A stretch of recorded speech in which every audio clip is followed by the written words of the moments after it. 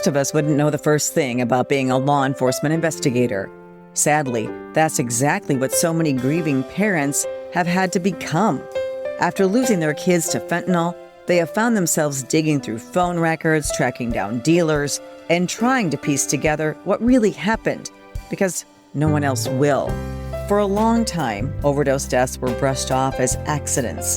While that mindset is beginning to shift amid the surge in fentanyl-related deaths, the reality remains. In many cases, no one is ever held accountable, even when the victim had no idea they were taking fentanyl. When you knowingly put something in that drug that is as potent and as deadly and as lethal as fentanyl, call it what it is. It's murder. In today's episode of Grieving Out Loud, I'm sitting down with Mark Russell. Russell's son, like too many of our children, thought he was buying a Xanax, but it ended up being a deadly amount of fentanyl. Mark spent 4 years investigating his own son's death when law enforcement failed to do so. I was furious just because I don't think that they gave one bit of care about how they were treating a grieving parent. Now, Mark wants to be a lifeline for other parents walking the same difficult path. He shares what he's learned, how to push for answers, navigate a complicated justice system, and fight for accountability when no one else will. He also opens up about why ending the stigma surrounding fentanyl deaths is so crucial, not just for helping families heal, but also for saving lives.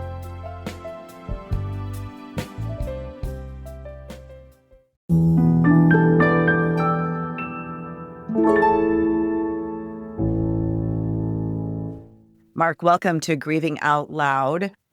I am just really anxious to hear Graham's story. He just, from what I read and saw, just looks like a great kid and sounds like, I just really wish I could have gotten to know your son. Yes, he was a really good kid, kind of fights the stigma that seems to be attached to fentanyl poisoning and drug overdoses in general. These are our children.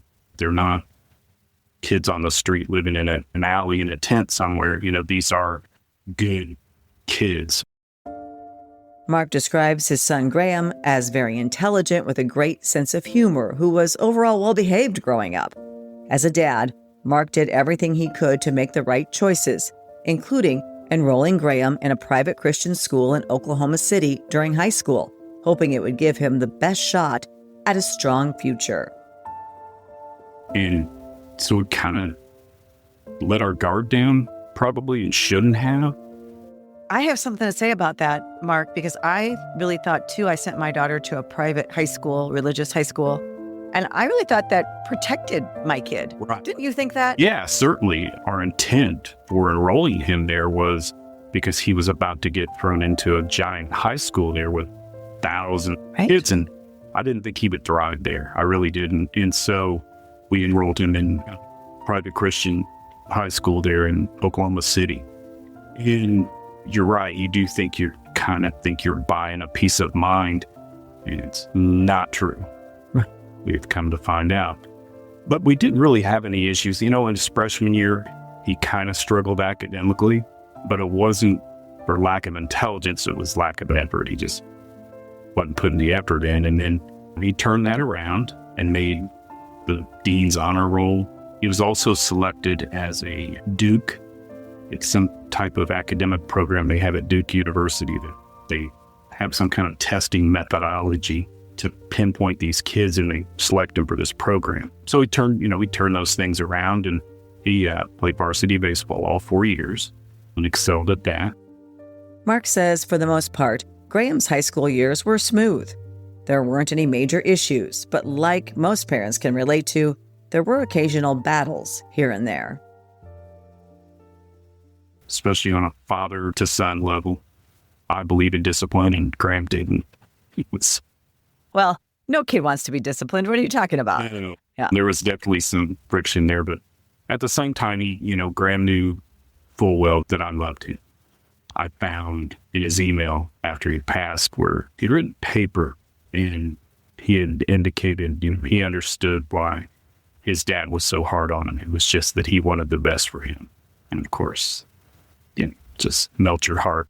Yeah. But Mark, I don't think you're alone. I think a lot of dads can be kind of hard on their sons, right? Like maybe their dads were kind of hard on them. And this is the way, you think you're developing a good young man. Right. Right. Right. And to a certain degree. Right. I mean, I would never say I was necessarily overbearing with him, but, just trying to keep him on the straight and narrow. And, we'd experienced some drug use with Graham. What kind of drugs? Marijuana. Sure. And that's like so common, right? And we know marijuana's not for the developing brain. We know how bad it is for kids, but it's so like accepted and accessible. Right. And we just kind of thought, as parents, we were again lulled into a false sense of security. Oh, that's it. Okay. So we dealt with it. Graham had graduated from high school, was studying business at the University of Oklahoma, and keeping a solid GPA, above a B average. Mark says there were no warning signs, no reason to believe his son was in any kind of danger. But on October 27th of 2019, Mark's birthday, their world changed forever. We hadn't heard from him during the day, but he had texted me that evening, "Happy birthday, Dad. Sorry it's so late. I didn't forget. I love you, blah, blah, blah." And we'd text back and forth a little bit about a couple sporting events that were going on. I think some football games or something. That was the end of the conversation for that evening. When I go to bed at night, I turn my phone off. It sits by my bed. But he had texted me later on that evening and said, "Oh, I just got pulled over for having a headlight out." And I was like, well, your car tells you when your headlight's out, just go down to AutoZone. It's a real easy fix. So I get online to AutoZone and I do what dads do, ordered the part. All he had to do was pick it up. I sent him instructions on how to change it. It's very simple. And I didn't hear from him. And I didn't hear from him. And I didn't hear from him. And this went on the entire day on the 28th, which is the day after my birthday. And, it got to be the evening and when I started getting to worry because that's not like him. Like something's off, something's weird. And I think my last text to him was, "You need to answer our text. You're scaring us because we're parents and you're not answering in a normal time frame that you would, normally answer us." Still, no word from Graham. Then, just before 8, his roommate and close friend sent a chilling text to Mark's wife. Something was terribly wrong. Moments later, he called Mark directly. And I was like, "What's going on there? What's going on there?" They had to break down the door of his bedroom and had called 911. And, 911 was, I guess, talking to him on some things to try to revive Graham. My guess is he had passed away long before anybody had recognized that. Alone in his room. And that's what happened to my daughter, alone in her room. So there was no saving her. Even if they were standing right outside the door, they could not have saved him. Fentanyl does what fentanyl does. Right. And naloxone will revive somebody from a fentanyl overdose if administered immediately, right? Right. But if you're point where you're, busting down your roommate's door, it's too late at that point. Shortly after the phone call from Graham's roommate, the roommate's dad called Mark, telling him the news no parent ever expects to hear. Graham had died. No parent should ever have to hear those words, and there is no manual that tells you how to act once you do hear those words. I was probably in shock for probably a good week. At least, I bet. Having to make phone calls the next morning to tell, my mom, dad, my friends, Graham's gone. And I think I did it with a little bit too much ease. I think it seemed too easy. And now looking back, I had to have been in complete shock. Like, that's just not normal words that flow out of your mouth. And everybody, when a young person dies, wants to know why. Why? Mm-hmm. And I'm sure you were asked that. Did you know the reason why, or how long did it take before you knew? I mean, obviously the first thing you go to, college kid, is drugs. I mean, that's just the natural reaction, I think, because he had no other health issues, right? He didn't suffer a heart attack. He didn't, he wasn't murdered. Well, he was murdered, but he wasn't, physically. So you're right. People are curious. The first thing, what happened? And we did not know. I think it was probably about a month after the fact where I started kind of, questioning, how could this happen? What happened? The autopsy revealed that Graham died from fentanyl poisoning. Mark, like so many parents, was desperate for answers. How did Graham get the drug? And why did he take it? By digging through his son's Snapchat messages, Mark discovered a heartbreaking truth. Graham believed he was buying Xanax, not fentanyl. The connection between the Snapchat and the Xanax was that there was intermediary that was helping Graham get the Xanax. By way of Graham's roommates, I was able to ascertain who this individual was. Turns out he has a really interesting criminal history. God, we didn't know who the heck this kid was. I'm going to call him Bill, okay? So Bill was introduced to Graham's roommates the day prior. They said Graham brought some kid over they'd never seen before, and they said, hey, this is my boy Bill. Well, so I get on Graham's Snapchat, I'm able to match Bill with Graham's Snapchat records. And I reached out to Bill in kind of a nice tone at first, but then I turned into the threatening dad. And I told him, this seemed to be prophetic words at the time, but I told him that the DEA would be contacted, which I did what the DEA was going to do. At one point, we were a month into the investigation, and the DEA wasn't involved. I just bluffed the kid, and he said, I'd be more than happy to talk to him. At the time, police in Norman, Oklahoma had only just begun investigating Graham's death, but Mark felt the case wasn't being taken seriously enough. And they just kind of wrote up a one-page report. Really didn't even investigate anything. They just, described that 911 was called. There was the deceased, and that was... And no one was arrested? Not to this point, no. In their eyes, they didn't know anything at this point. They really didn't. And it's because they didn't look. There wasn't much investigation, like I said. A detective with Norman PD left his card with Graham's roommate's parents that we were friends with before Graham were roommates. So we had a name, and he called like 2 days later and says, oh, I called you that night and left a voicemail. And I'm like, I've got my phone right here. Voicemails are pretty clean cut. You either left one or you have a call from you here. But anyway, I didn't think anything of it because we didn't know what avenue to take. And through a friend of ours, a real close friend of mine, he was friends with a gentleman that at the time was in the Department of Homeland Security. And he reached out to me, and we started exchanging information. And at the time, he was on a joint task force with the local sheriff's department in that area. So this was their whole thing, was to investigate these types of deaths. I gave him all my facts, give him phone records, Snapchat screenshots. I mean, I loaded him up pretty good. I mean, the case was cut and dry from where I stood. When you say cut and dry, tell me what you mean. I mean, I could tell what had happened. I mean, there were two people that were involved. I knew 100% who one of them was. I had a first name for the second person, but I had a phone number and a voicemail from the second person. I relayed to specifically this task force. So you really became the detective in your son's case. I absolutely was until a point. It's a long drawn out story and process that took almost 4 years to get to that. Why did it take so long?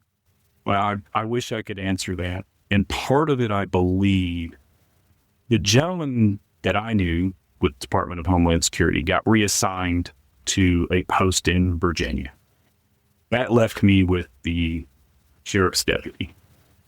And that went on for, I want to say 2 years, wherein he was trying to claim that he was investigating the case. And I would give him facts and new screenshots. And I still have the text from him and some emails where he claimed that he was tracking these individuals down and was going to go see them in Dallas and blah, blah, blah. Like, none of this case leads to Dallas. I don't know what you're talking about. But you kept pushing. You kept pushing. You never gave up. I had to. Why? I didn't feel like there was anything being done. I felt that way because there wasn't anything being done. His particular deputy, who's no longer on that force, wasn't doing it.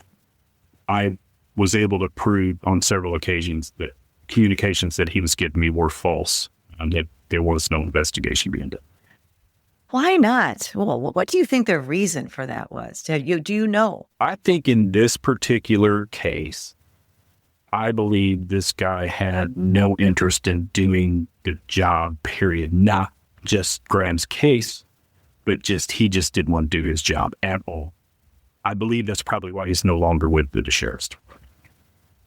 The first, when Norman PD did the initial investigation, the impression that I got, and I think is probably fairly accurate, is they treat all of those as overdoses as opposed to fentanyl poisons. And they think all of our kids are pill popping, needle using junkies, and they don't want to waste the time or the resources. So you're saying it's stigma. It's stigma because they used a drug, and that's why they weren't doing proper investigations? It is absolutely a stigma. Here at Emily's Hope and on Grieving Out Loud, we're working to break the stigma surrounding substance use disorder, because when people feel safe to talk about it, they're more likely to get the help they need. We're also raising awareness about the fentanyl crisis that's impacting so many families. You can do your part by sharing this podcast with friends and family and writing us a positive review. You can also explore helpful resources on our website, emilyshope.charity. We've posted a link in the show notes.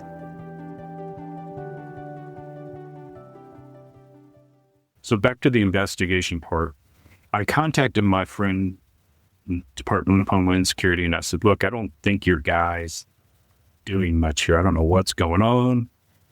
Doesn't seem to be moving forward. I've caught him in numerous untruths. Can we do something? Is there somebody else we can push this case out to?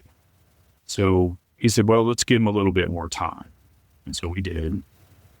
At this point, all I had is patience, right? I mean, what am I going to do? So a couple months go by, and I reach back out to him, and we're able to get in contact with the Oklahoma Bureau of Narcotics.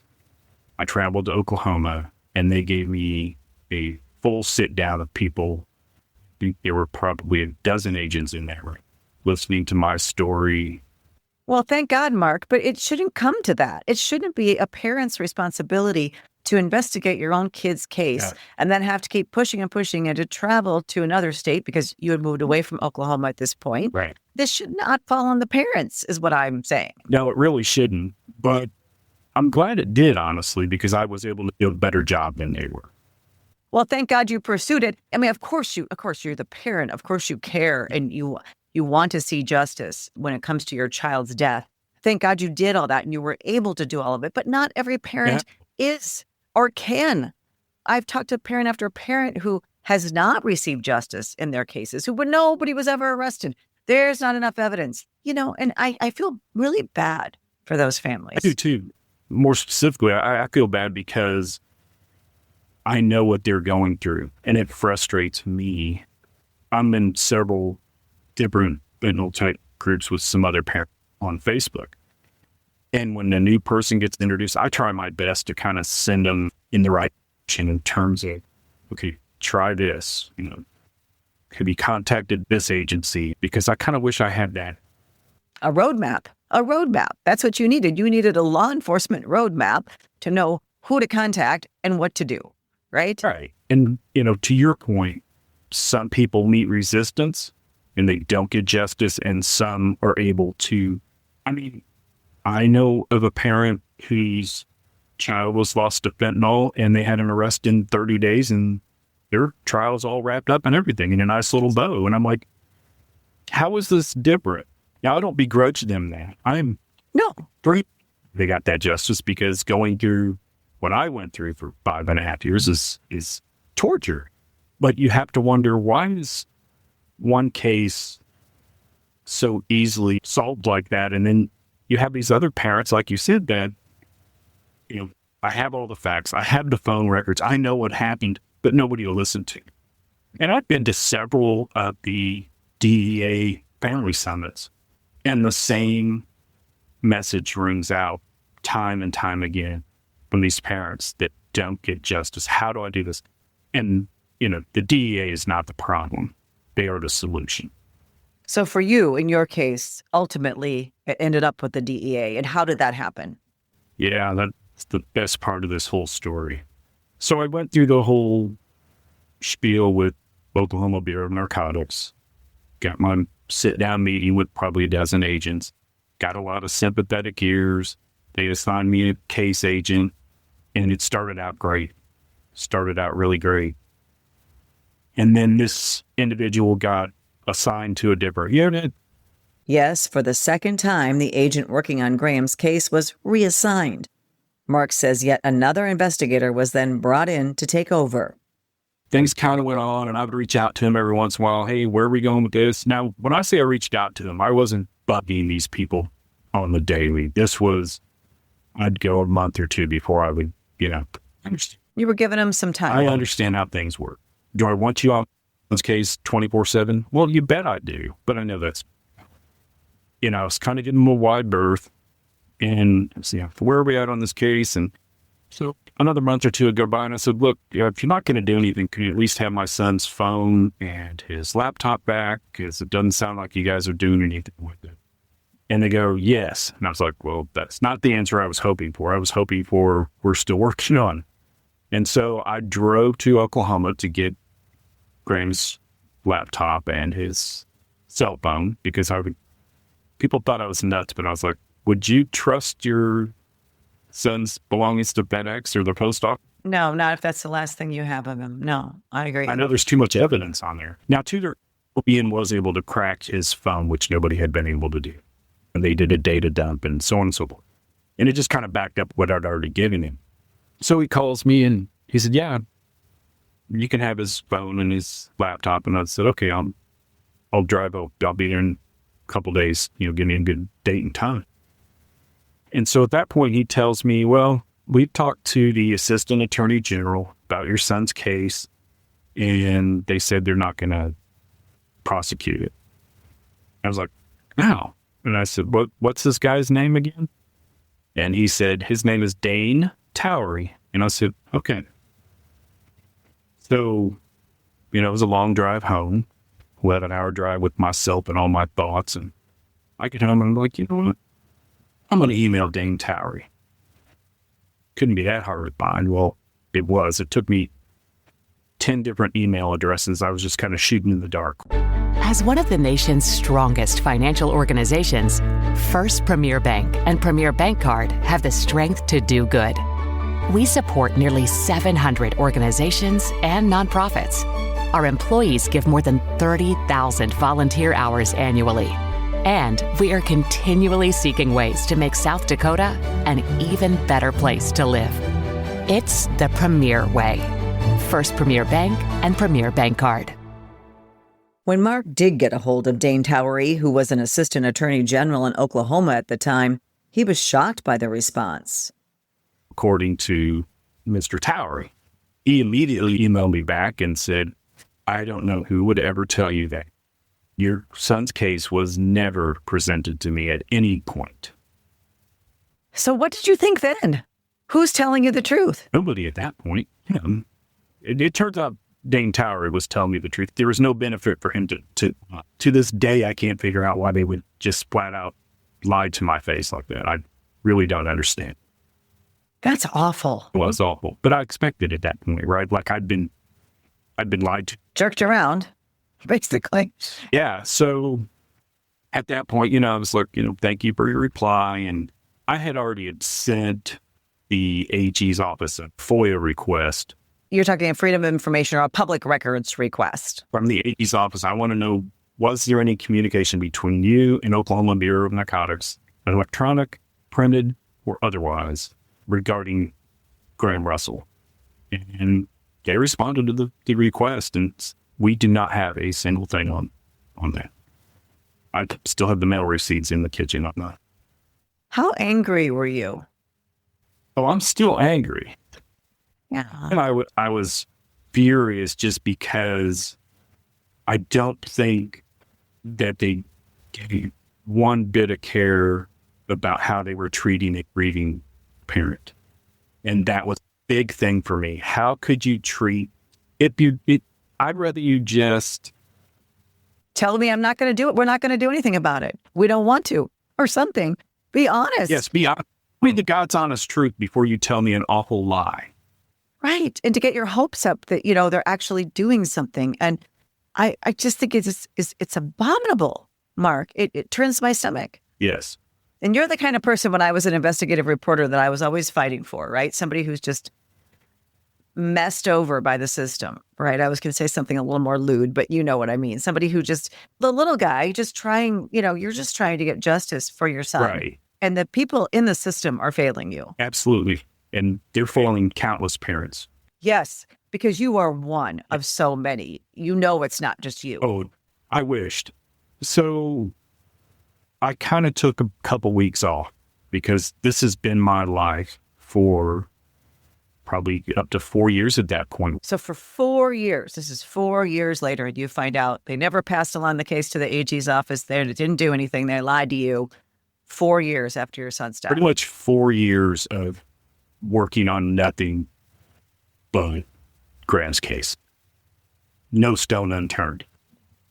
So I took a couple weeks off. I had to because my mental health was just I bet. suffer. And I was like, well, where do you go from here? What is the next step? We've already done state, we've done local, we've done a task force, we've done city. And I was like, I'm going to turn in a tip on the DEA tip line.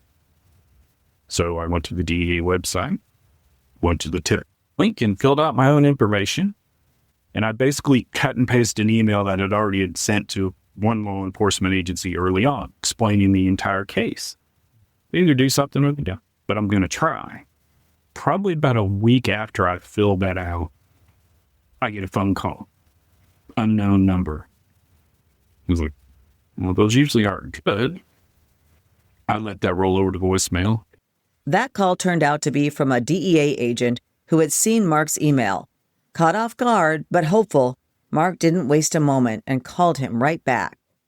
Our first phone call was probably 45 minutes long, and wherein I had given him kind of a background on everything and told him I'll be in Oklahoma City and I'll give you everything on a thumb drive. You'll have a copy of it. So in the meantime, I'd given him a phone number gleaned off of Graham's phone, but I've been telling everybody from day one, this is your person. I can tell this is your person.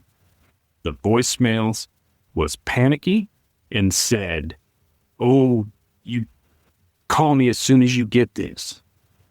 I can tell by this person's voice they are panicking. They're panicking for a reason because they screwed up and they know they screwed up. But nobody had ever checked out that number that you'd given. Nobody.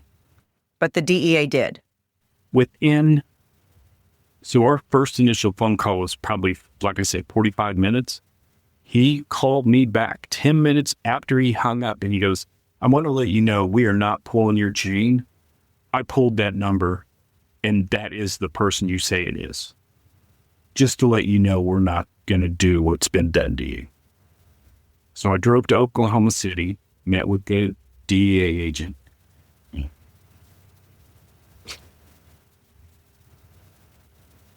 You're getting emotional. Tell me why, Mark. God sent me an angel.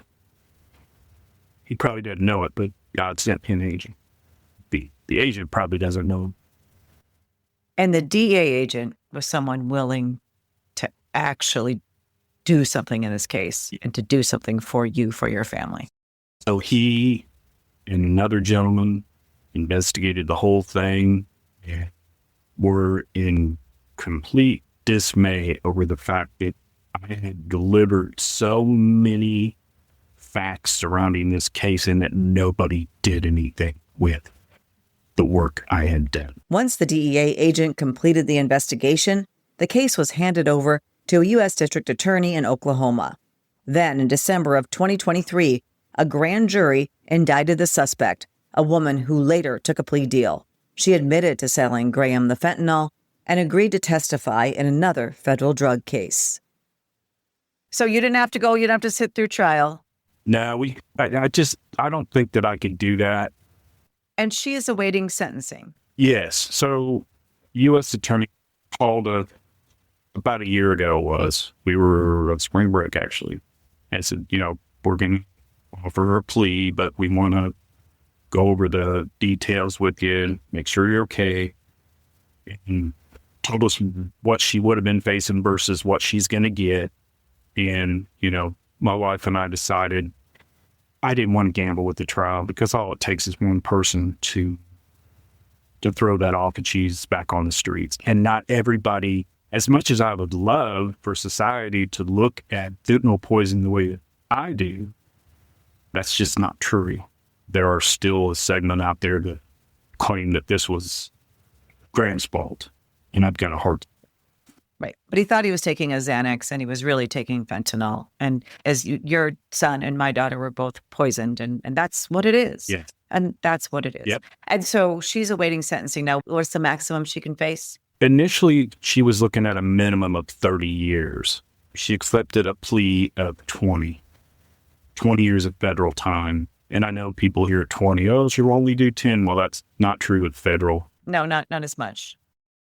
After everything Mark has been through and all of the effort he's poured into finding justice for his son, he wants other grieving parents to know they're not alone. There are people who care and resources that can help. Not to give up, not to take no for an answer. I've tried to be really diligent in telling people, walk gently with law enforcement. What's that saying? You catch more flies with honey. Honey? Yeah. And that Don't scream and yell at them and think they're going to do what you want. Yeah. they're not going to do it. And, if you are able to have success with law enforcement, I try to tell people also, be gentle in your communication with them, because how you treat them is going to be reflected in the next case that they get on how they treat the next set of parents. Are you glad that you didn't give up? Absolutely. The other message I'd like to give them is I want people to quit calling it an overdose when it's not an overdose. It's hard. That's hard. Yes. Because the CDC groups all these deaths together as an overdose. Yes. And some of them are. It's a meth overdose, right? Or so I try to say overdose / fentanyl poisoning. That's how I try. But I hate seeing that word when it's associated with fentanyl, although some people now are seeking out fentanyl. Yes. So it's so hard. But when we know their intentions were not to get fentanyl, right? If I could deliver one last message, I think that's a stigma that I'm going to turn my attention to changing. I want that view to change. Quit treating everything like it's an overdose, because it's not. But like you said, yes, some people are actually seeking out fentanyl. God help them. But your daughter wasn't. My son wasn't. But law enforcement and the public in general, the opinion needs to shift. And it needs to shift away from treating these overdoses. These were poison. Intentional or otherwise, these were poison. You knowingly put something in that drug that is as potent and as deadly and as lethal as fentanyl. Call it what it is. It's murder. That's a message I'd like to give. Does having someone now who is held accountable for your son's death help you in your grief or your loss at all? Well, grief is a hamster wheel for me. I don't think that there's an end to grief. I said the other day in a post on Facebook, I said, I don't know why they call it the stages of grief. Stages indicate there's some type of completion at the end. You're going to get a certificate. There is no completion. There are segments and components of grief, and you're going to experience them all multiple times over and over and over. There is no end to it. Once we get to the sentencing hearing, I believe that will get me to a place mentally where I can start picking up some of the parts of me that I've left behind over the last couple of years. Yeah. So in my daughter's case, there were actually 4 people charged, Okay. affiliated, somehow associated with her death, right? But, there were other people, other deaths as well, besides my daughter's. And 2 of the people had been users themselves and suffered horribly from substance use disorder. And we were getting it or selling it to, feed their own habits and help other people out, right? Which is hard to understand, but it was the top dealers bringing the crack cocaine and heroin laced with fentanyl into my community who never used their own product, who ultimately were charged federally. And one of them got 20 years and the other one got life. And I write about that in my blogs. So I did get justice, right? And I got justice federally, and I got it fast. I mean, fast. Because there were other deaths involved besides my daughter's, and the feds acted very quickly on that. And I was lucky. That happened.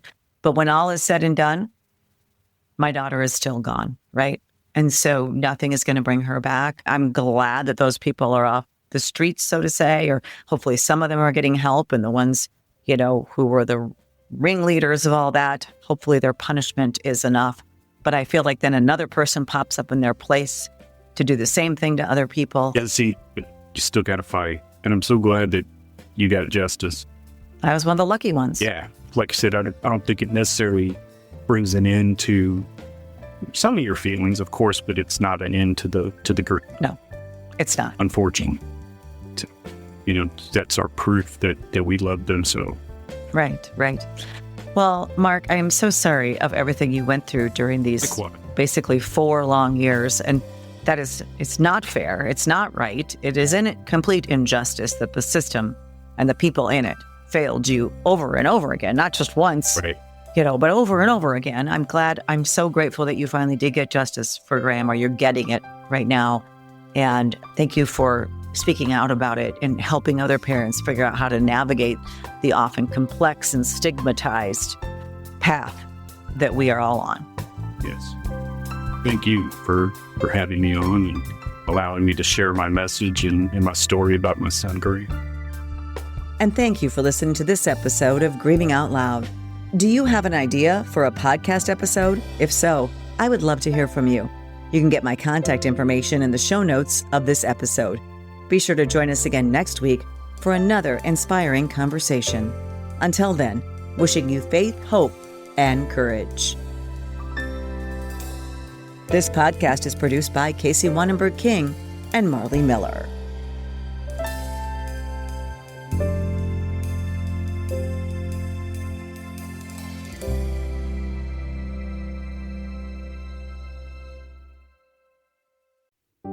Are you ready to protect the next generation from the dangers of substance use? Emily's Hope has created a comprehensive K-12 substance use prevention curriculum designed to educate, empower, and equip students with the tools they need to make healthy choices. Our age-appropriate lessons start in kindergarten and build through high school, using science, real stories, and interactive learning to help kids understand their bodies, brains, and risk of drug use. We're already reaching thousands of students across multiple states, and we're just getting started. Visit emilyshopeedu.org to learn more and share our curriculum with your school administrators and counselors. At Emily's Hope, we believe prevention begins with education. Let's work together to keep our kids safe.